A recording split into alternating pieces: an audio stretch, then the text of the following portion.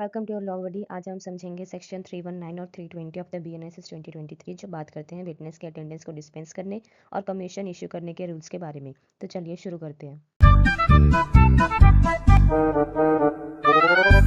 Section 319 बात करता है व्हेन अटेंडेंस ऑफ विटनेस में dispensed with and commission issued.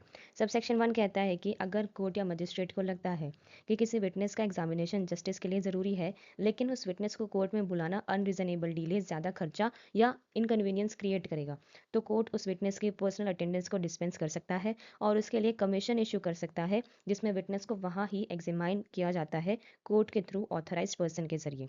इसमें प्रोवाइजो ये कहता है कि अगर witness president, vice president, governor या यूनियन टेरिटरी एडमिनिस्ट्रेटर हो तो हमेशा कमीशन इशू किया जाएगा उनके एग्जामिनेशन के लिए। ठीक है।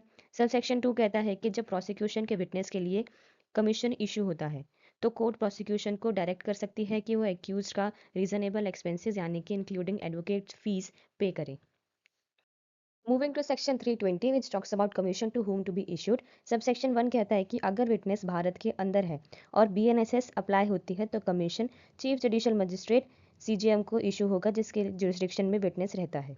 सब सेक्शन 2 कहता है कि अगर विटनेस भारत के अंदर ही है लेकिन ऐसी जगह पर है जहाँ पे बीएनएसएस अप्लाई नहीं होती है तो कमीशन उस कोर्ट या ऑफिसर को इशू होगा जिसको सेंट्रल गवर्नमेंट नोटिफाई करेगी।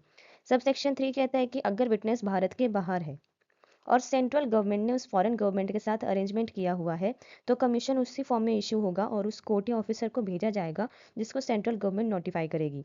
इसको फिर प्रिस्क्राइब्ड अथॉरिटी के थ्रू ट्रांसमिट किया जाएगा।